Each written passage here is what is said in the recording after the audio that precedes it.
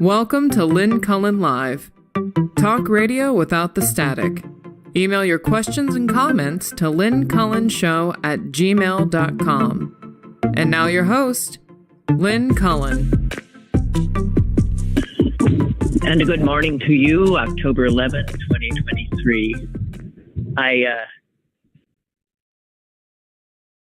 I remember the feeling of sort of being not in the world. It was on the way to the cemetery to bury my father. And I was looking out the window of the car and seeing life going on. People walking their dogs and people laughing and going about their lives, living. And I remember feeling so confused. I thought, how can the world just keep on going when my world is in such darkness?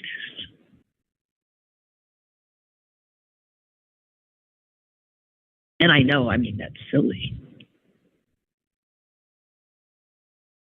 But I'm feeling it a lot again now. I find myself having a normal conversation with somebody and I think, how can you be acting as if everything is okay?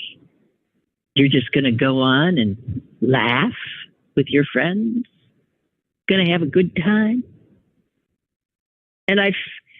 And I feel like if I do, I am abandoning those that begin to imagine the terror, those hostages.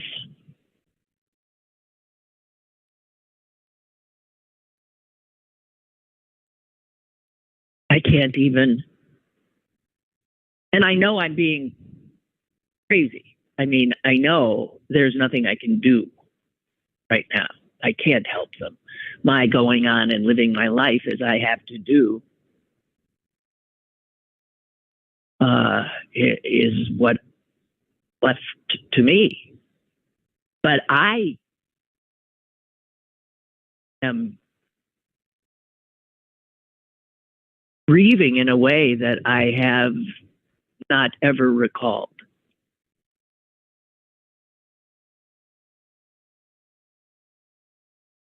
One of you sent me a nice email the other day and just asked, hoping I was doing okay. And I said, it made me think, how am I? And I came up with a word, you know how I am about words. I came up with a word that I have never used to describe myself before, but it just seemed right. And the more I think about it, the more right it is. I feel brittle.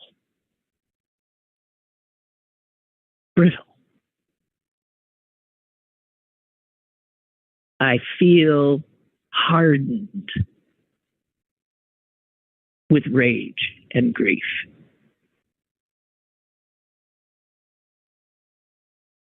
But when you're hardened,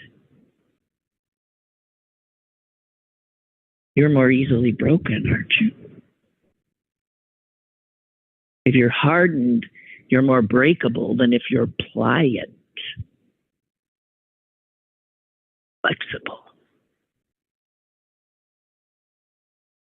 But I feel brittle, hardened, breakable.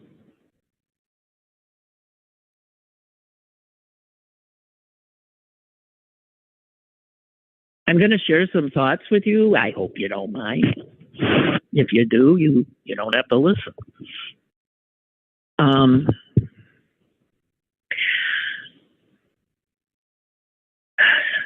As I said, I can't really stop thinking about what's going on there.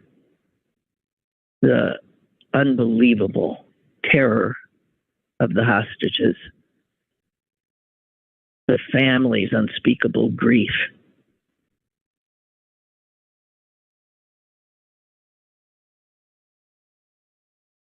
My dread at what is going to come.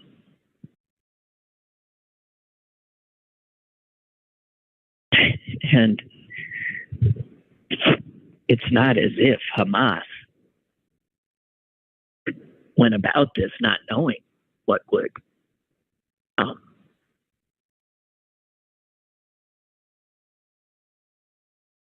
So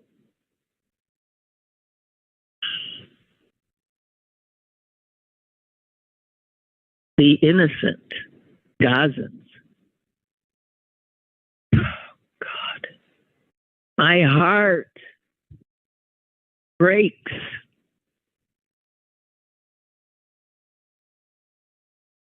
So many innocent people are going to.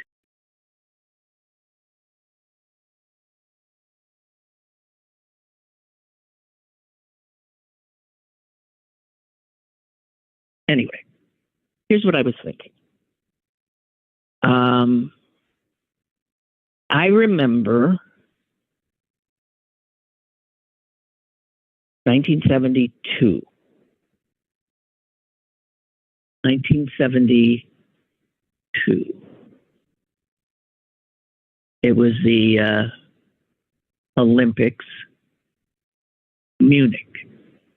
You remember that? Yeah. The Olympics in Munich, and the Israeli team, amateur athletes, in their dormitory were attacked by Palestinian terrorists.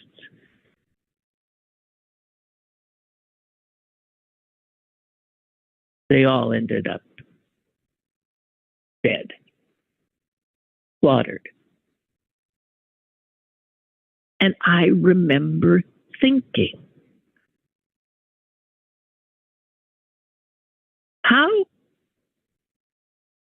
how does that work? Why would you do that? I'm thinking in terms of the Palestinians, the terrorists. Why would you do something that is so despicable? And I mean, any human looking at that, wow, what would say, what kind of people are you who could do such a thing? I thought, how does that possibly work?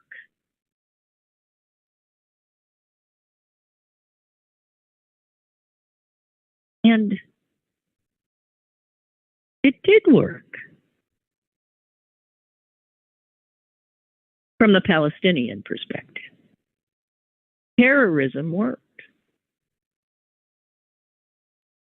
They did that on a grand international stage.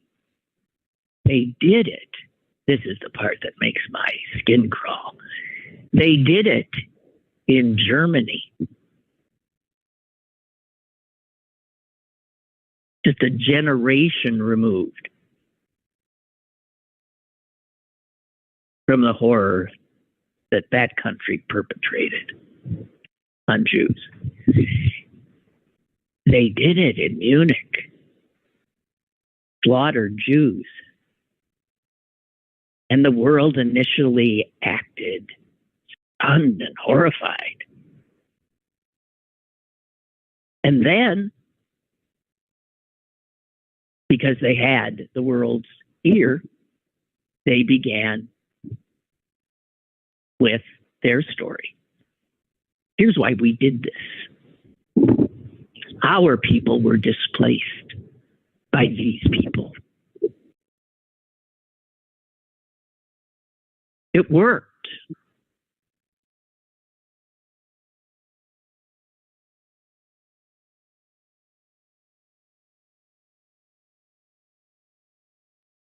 And then 1985, another event I remember so clearly. Do you remember it was a passenger ship, a cruise ship, I think. It was called the Achille Lauro. Not sure what country flag it flew under. The Achille Lauro was filled with tourists. I believe mostly Americans. 1985, that ship was taken over by Palestinian terrorists who had bought tickets to be on board.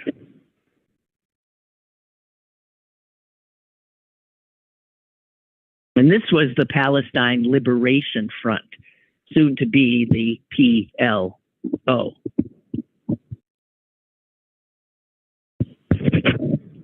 And they proceeded to do what terrorists do. But the one thing they did, which I have never, ever been able to get out of my head, was, of course, they separated the passengers. They separated Americans. And then within the Americans, they separated the Jews. And then they took the most fragile Jew on board, an old man. Do you remember his name? Leon Klinghoffer. I believe he lived in New York. He was on a cruise. He was on a cruise even though he was in a wheelchair. But he was on a cruise. His last.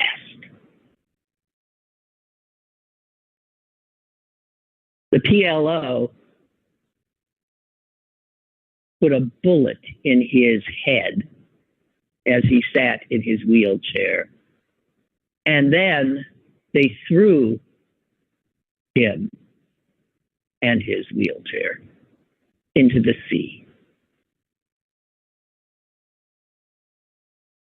And I remember thinking again, how does that work for them? It must work for them. Terror. Kill Jews in horrific ways, in ways that you cannot possibly not condemn. And gain, eventually,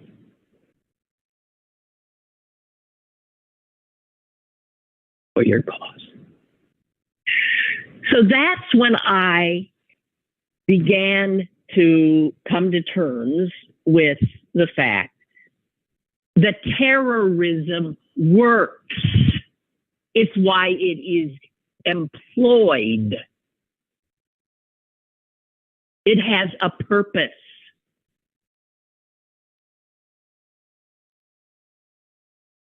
And this terrorism that we are reeling from now, this will work too, I assure you. Because it will be followed by Israel attempting to defend itself, and in its defense, bombing Gaza from whence the terror came. And there will be horrific pictures of Gaza civilians, collateral damage, and collateral damage put in harm's way by Hamas. But no, the Israelis will look like aggressors from now on. And the terrorism will work again.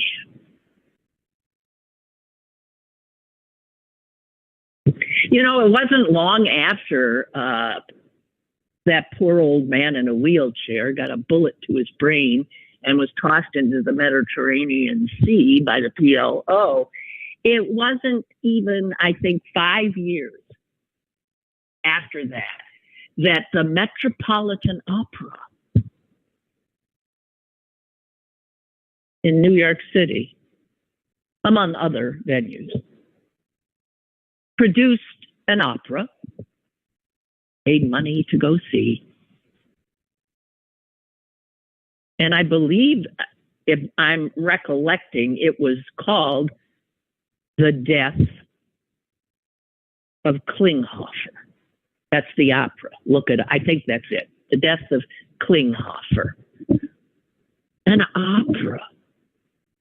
And you would think, oh, well, that must be an opera about this horror that, given that Klinghoffer's name is in it, would show the horror of that death. Well, yeah, the opera sort of does. I mean, in the opera, of course, poor Klinghoffer has to take a bullet to the head and be thrown overboard in his wheelchair. But no, the opera plays out as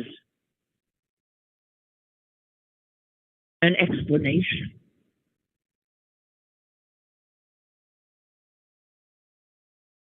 Of the Palestinian case. And understand, I don't argue that the Palestinians are displaced people. And believe me, a Jew knows what a displaced person is. I understand the feeling of something that was yours having been taken. I understand being dispossessed as a people, of having no homeland.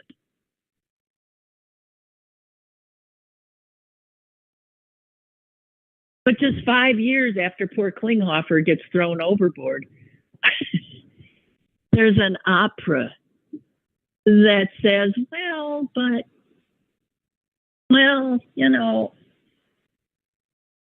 So I wanted to say, I just needed to get off my chest this truth that I've always had trouble digesting, that terrorism as a tactic exists because terrorism works.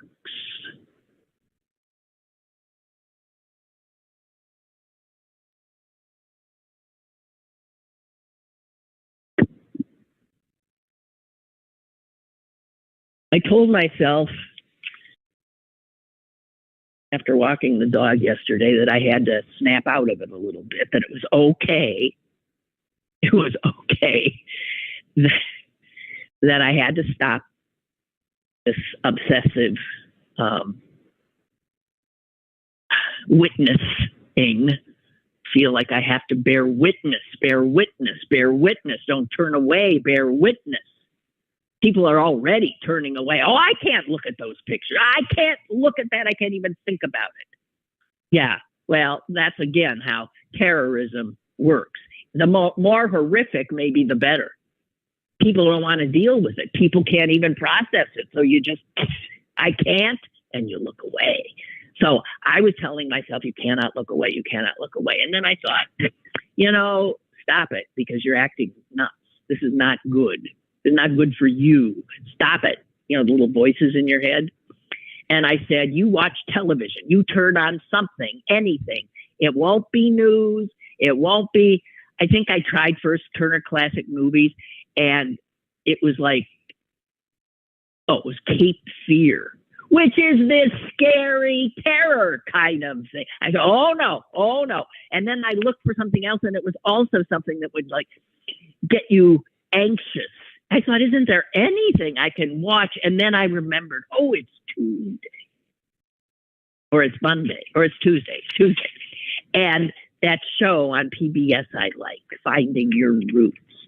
That's got to be on. And so I turned to it. And unbelievably,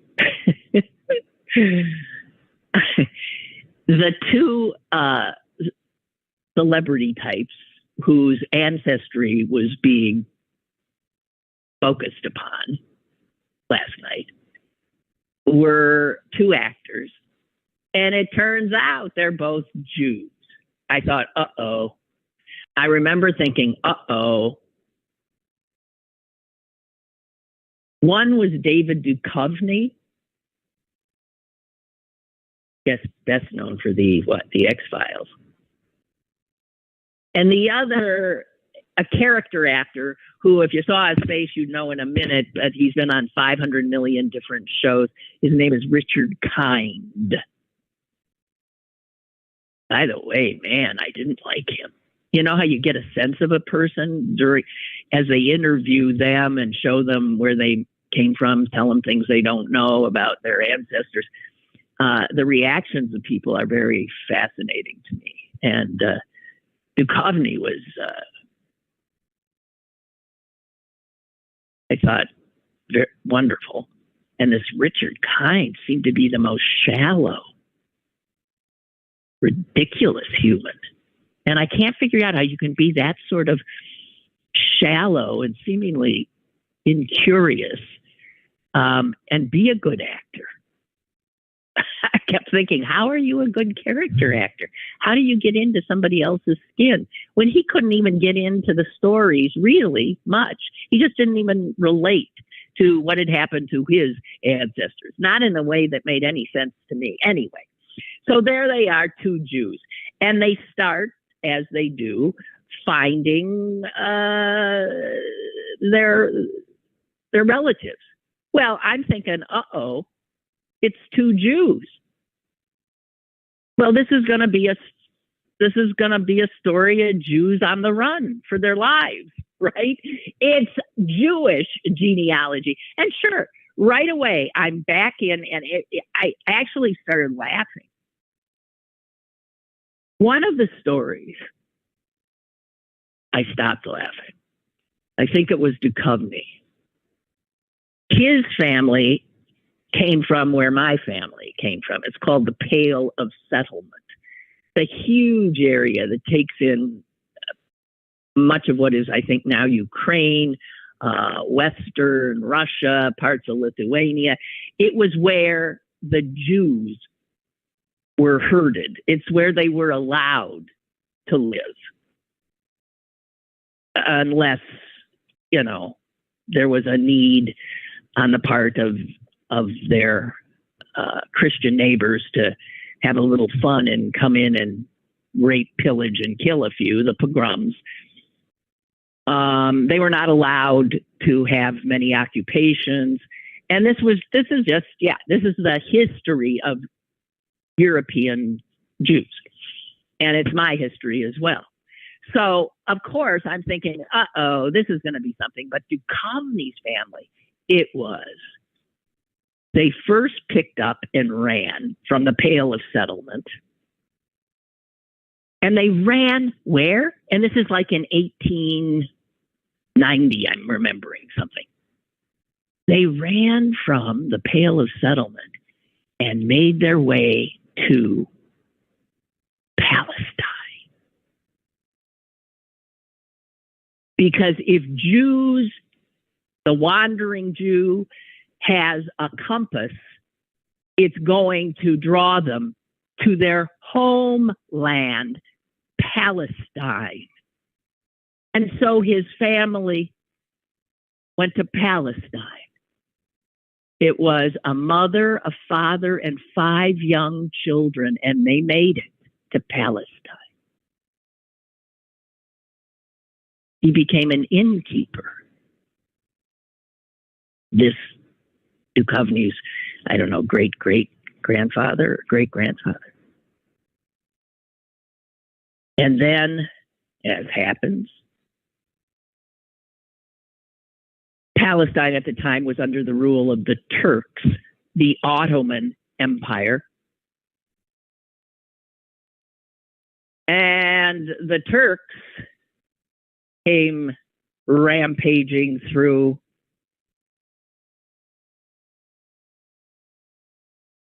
They rounded up Jews.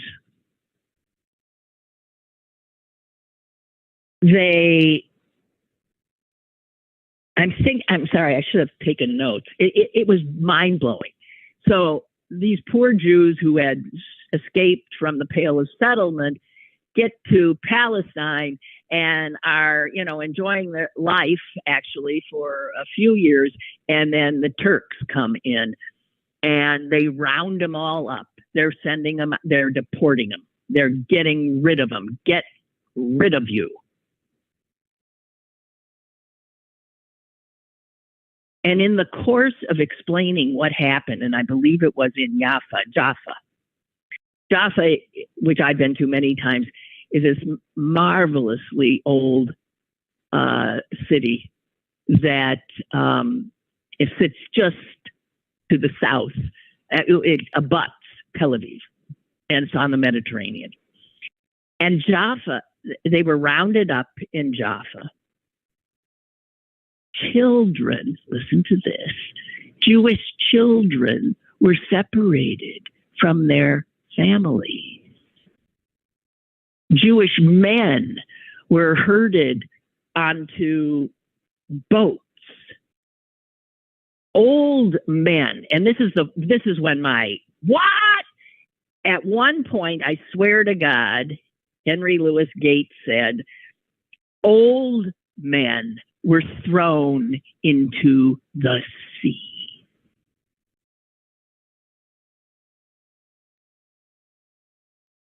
And I was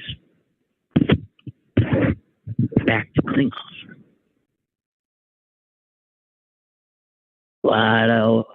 A lot of Jews are lying at the bottom of that Mediterranean Sea.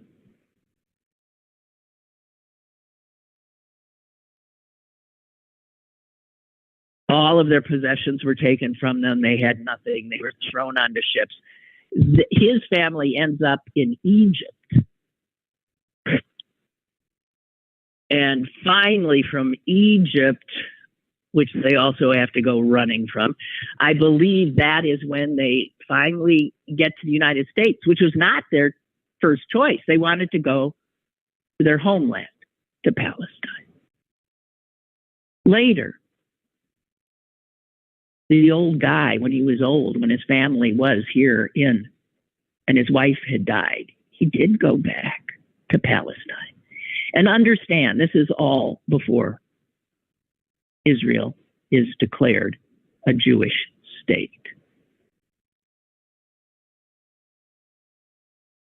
But I just was blown away by, here I was telling myself to find some respite from where your head has been, stop with the horror of Jewish history and present. And I turned to that show, my favorite show, and I get a story of Jews. And any history of Jews is a history of horror and escape.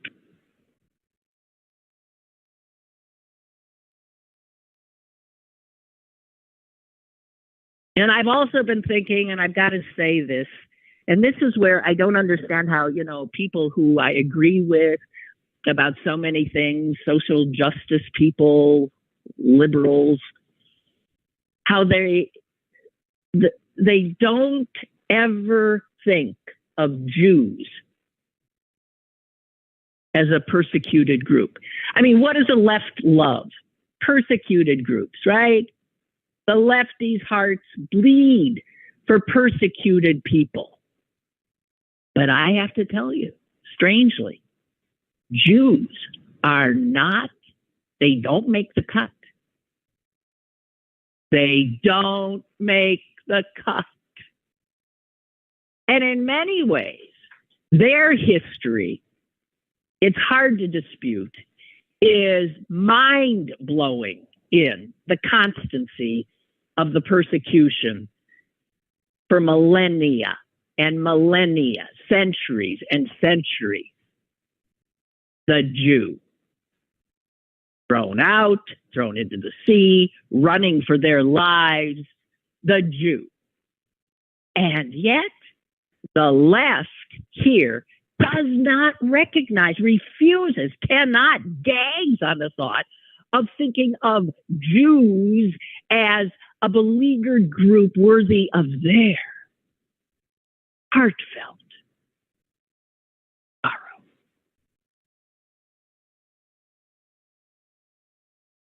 And concern. And why is that?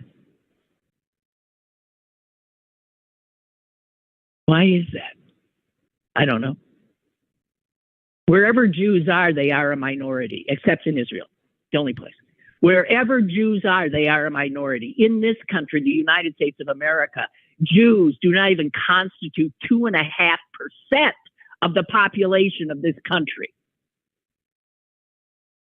They don't constitute that in any country, I don't think.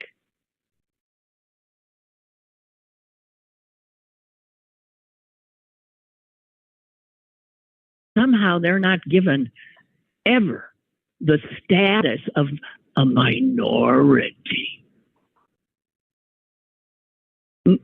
Why? Why? I'm asking. What are you thinking? What are you thinking? Are you thinking, well, it's because they're, look at them. They're doing just fine. They're overrepresented in all kinds of professions, and my God, they're doing just fine. That's a beleaguered minority? I don't think so. And therein, I think, might lie the rub. Is that the problem? Because Jews, even though they're a minority and have this history of ridiculous persecution and oppression, still manage to succeed. I think it gives rise to all the crazy stuff that there's something different about those Jews. They must have some secret power somewhere. And in fact, yeah. So you find out there are people who think we're running the world. We run the world. Yeah, we do. Okay, it's out. We done did it. And I guess because I don't know what it is. And if you think all my life, as soon as I was able to understand my place as a Jew, that trying to comprehend where this hate, which knows no boundaries, borders, anywhere in the world, they hate Jews. Even if they don't even have Jews, they know they hate them. But we are not a minority group to the left.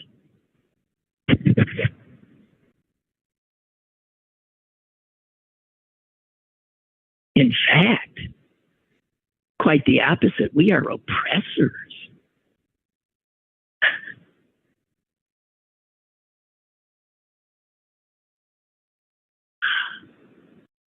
I don't know. I'm sorry. This is one Jew's thoughts. I'm not sorry. It's one Jew's thoughts. And make no mistake, as I said the other day, we're just a day or so away from it's the Jews' fault. And in fact, already, I guess, what was it? The Harvard student, college campuses all over the place are already saying that it's the Jews' fault.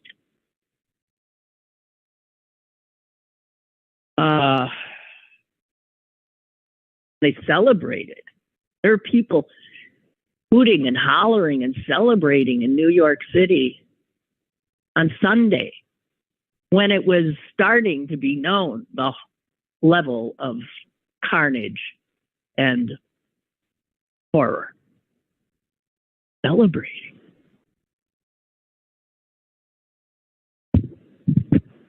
So the geniuses at Harvard, those kids put out a letter. These are the lefties. put out a letter, just making no mistake about it, that it was, in fact, Israel is the only one to blame. Okay? The genius kids at Harvard, the only one to blame. These are lefties. These are folks on the side of the political spectrum that I sit on. Signatories to this letter, in which Israel is the only one to blame for the beheaded children and the burned alive old people and the raped and terrorized families.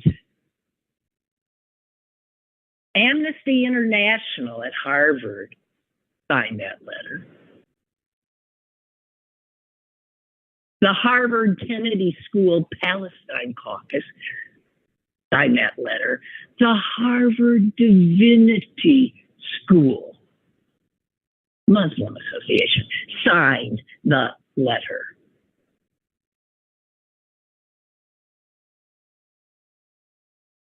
And similar such screeds emerged from the left and college campuses. And I got to tell you, it makes me want to vomit. Brittle. I started by saying, I feel brittle.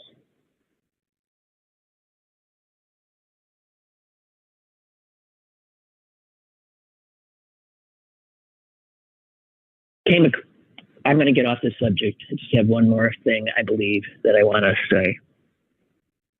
And that is that there was a little factoid I found. I mentioned yesterday that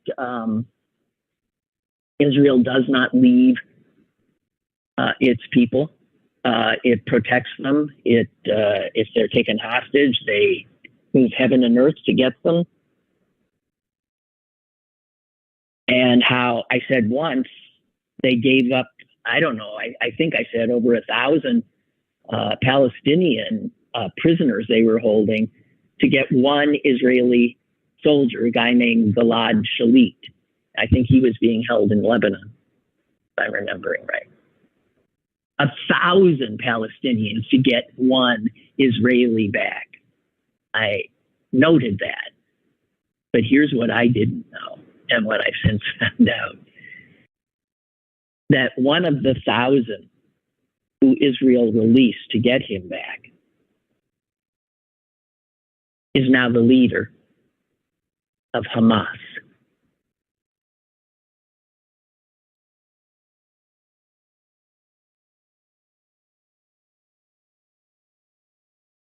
Okay, I'm done. You remember that story about the 104-year-old woman who went skydiving on her 104th birthday? She was a citizen of Chicago, Dorothy Hoffner, 105. That was just like, what was it, last week? She died in her sleep. What a blessed life that is. She went, did her final skydive at 104, happy, healthy. She was doing interviews. She lands, a 104-year-old lands on her feet and is greeted by cameras and does interviews and is taken back to her senior citizen center where she lives, and a few nights later goes to sleep and wakes up dead. God bless her.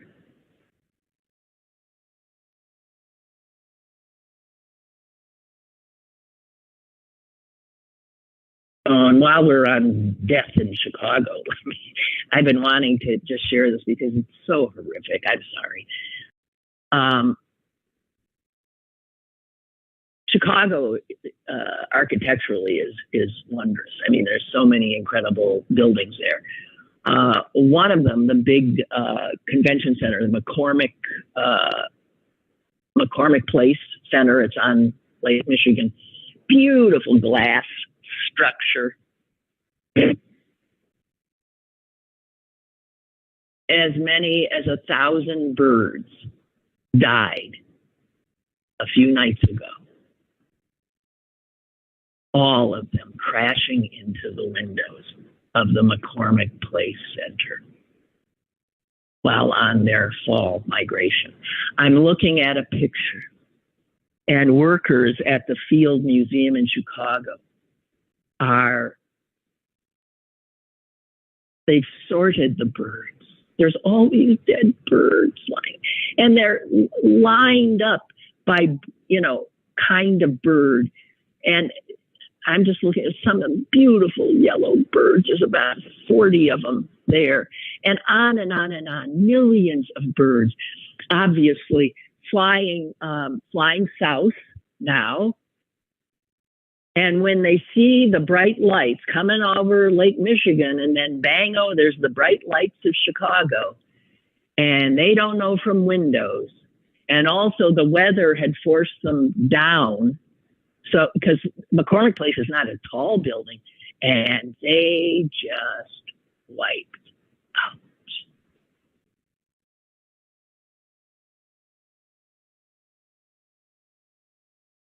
Every night, dead birds are found at the bottom.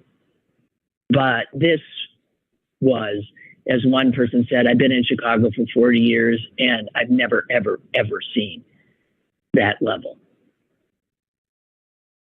of death. The previous record had been around 200 dead birds. And there were a lot more birds migrating that night because the weather had been really bad and they'd been delayed by unfavorable weather. And then the weather sort of broke and the birds all took off.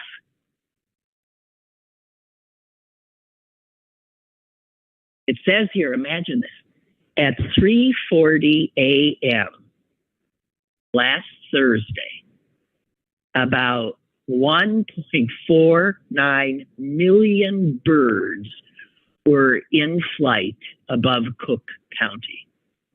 That they actually know that. I mean, there's something called Birdcast, which is a migration tracking project done by the Cornell Lab of Ornithology, which has this wonderful app, which I have on my phone, that can identify any bird you see or any sound of any bird, tell you what it is. Anyway, 3:40 last Thursday a.m., 1.5 million birds were flying over Chicago.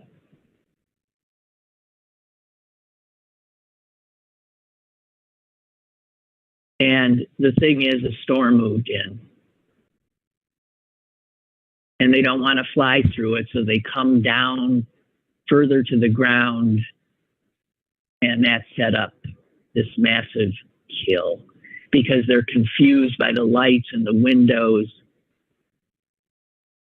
The reality is between 365 million and 988 million birds are killed annually by striking buildings in this country. I've had some hit my windows, and I put up, those decals that you're supposed to put up to let them know that's not what you think it is. That's us. Don't try to, and it's worked. I mean, I've since I put my decals, I think I've only had one dead bird. But it's another indication of how we're not thinking about anybody but ourselves. If we turned off our lights, outdoor lights during migration season, we would be helping a lot more birds get to where they're heading.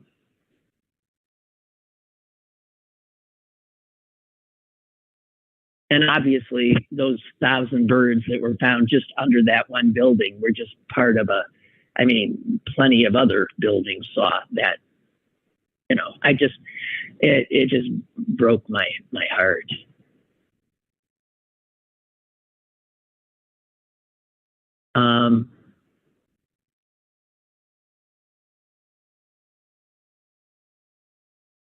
So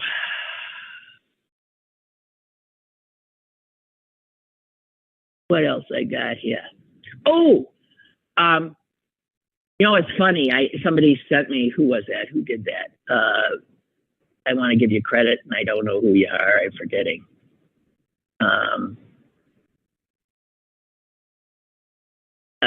But somebody said they couldn't believe that yesterday I ended the show on an uplifting note finally, and it was an obituary. And they were saying, man, when it's the obit that is that pulls us out of the horror of life that life can produce. Wow. It was the obit, that wonderful man who gave away all his billions of dollars anonymously. But I do have another obit here, and this one is a man that I had the pleasure of interviewing, I think twice. I think he might have been the smartest guy, one of the smartest guys I'd ever interviewed. I first became aware of him when I was a college student at the University of Wisconsin. That was my second attempt at college. I started at Northwestern and then dropped out, and then went off to New York to become an actress. I studied acting, and then I got married, and then I ended up on a pig farm, and then I went.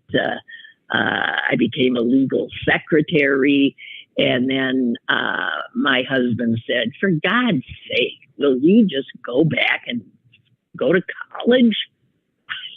And so I did, and we were outside of Madison, Wisconsin. So I went to the University of Wisconsin, and it was in a class that I took there that I read a book that blew my mind. It was called The Emerging Republican Majority. And it was for a political science class. And the author was a guy named Kevin Phillips. And reading the book, it was so persuasive what he was saying. And what he was saying, it was a prophecy. He was saying, here's what's going to happen. The Republicans are going to become this huge, huge political force. Now, at the time, that seemed ridiculous. He wrote the book in 1969, and he was credited for creating what we now call the Republican Southern strategy. What they did is they read the book and thought, whoa, this guy's onto something. He had created a blueprint for how the Republicans could pull the Democratic base, white working class people, pull them into the Republican camp. And he made no bones about how that was going to happen. I will quote to you. He said, if the Republicans are smart, they will not attempt to dilute the just passed Voting Rights Act, even though that was their inclination, of course, as it still is now. We got to keep those black people from voting, so they never vote for us. He said, no, that's a miscalculation. And here's what he wrote. And this is in the verbiage of the day. Quote, the more Negroes who register as Democrats in the South, the sooner the Negrophobe whites, the white bigots, the Negrophobes, he calls them, the Negrophobe whites will quit the Democratic Party and become Republicans. The race card. You lure the Democrats' white working class base by making the Democrats appear to be the party of Negroes. Negroes had always been in the Republican Party because of Abraham Lincoln being a Republican.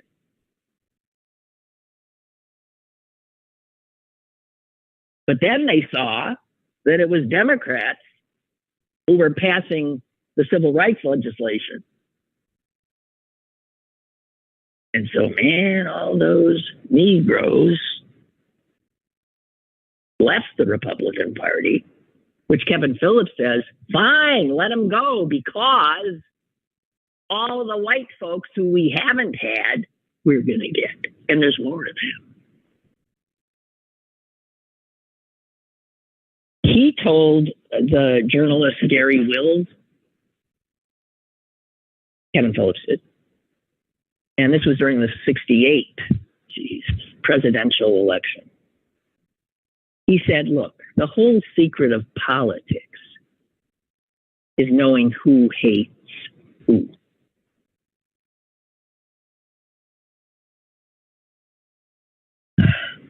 There is a condemnation of us, isn't it? But it's true. This guy was smart. He saw things. He saw it. He saw things the way they were, and then just talked about them. And he actually went in to help. He was a Republican. He started helping, and damned if it didn't work. He was in the Nixon administration for about 2 years, but then he left. And if you look at the rest of his writing, he continued to be a prophet. And he grew increasingly disgusted by the Republican Party. And never had a lot of love for the Democrats either. I ended up interviewing him when he was writing. He wrote, I think, 15 books, all of them just brilliant political analysis. And when I had him on the show, he was already, decrying what was going on in the Reagan administration, what was going on in both Bush's administration. He attacked the Republicans during the Reagan era, for absolutely sending income inequality off the charts, little do you know. And he said they represented a plutocratic revolution. He accused both Bush presidents of, just essentially working for the energy sector, the defense industries, the Pentagon, and of course, constant insistence on tax breaks for the investor class and upper income groups, again, furthering income inequality in this country. He was repelled by it. In American Theocracy, a book he wrote,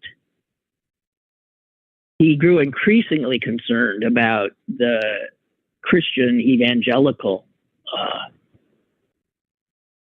part of the Republican Party.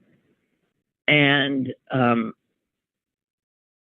one of the people who reviewed that book said, throughout the pages of Phillips' book, readers will find a consistent warning undergirded by hope.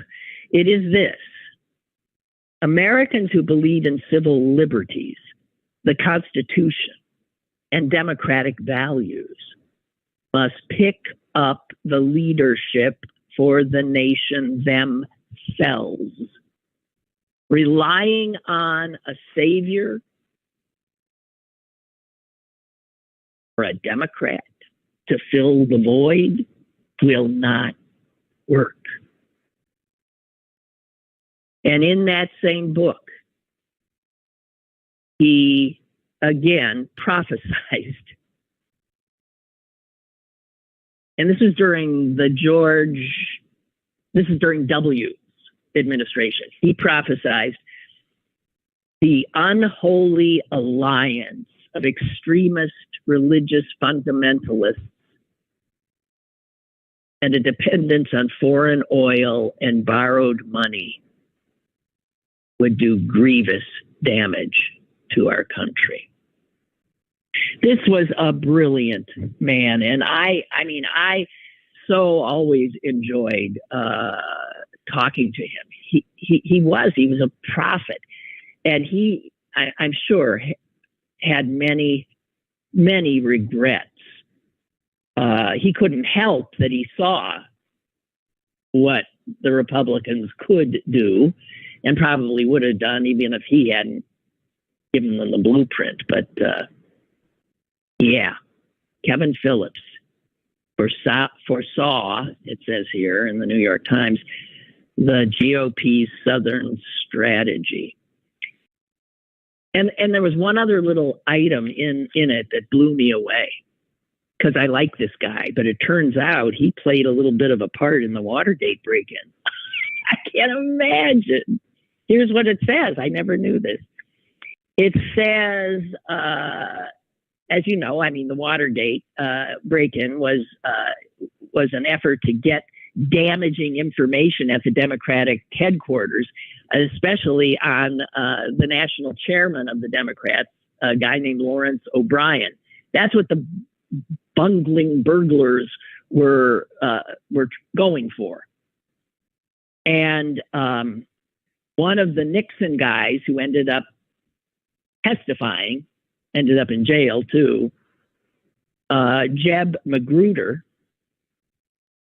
testified that the tip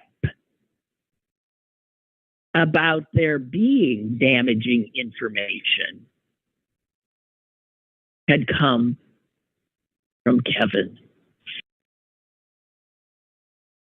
Oh boy.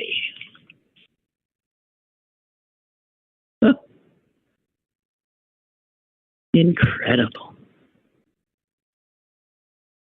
Gigi writes, Bird Safe Pittsburgh is the local organization which monitors buildings in our area for situations, why can't I say that word today, such as what happened at McCormick Place in Chicago. Each spring and fall migration season, volunteers walk around downtown to look for dead or injured birds, which have collided with the office building's windows. Research is showing that birds more often collide with windows in smaller buildings. So a lot of volunteers monitor their homes or local smaller office buildings. If anyone is interested, they can get in touch with Bird Safe Pittsburgh, birdsafepgh.org is the website. Even just turning exterior lights off at night or using much softer lighting can help. There's something you could do.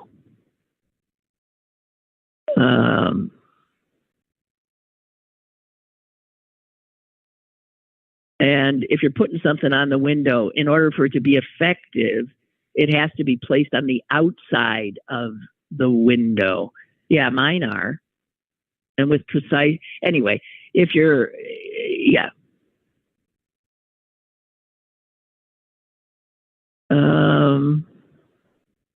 Anyway, whatever. God help. God help them.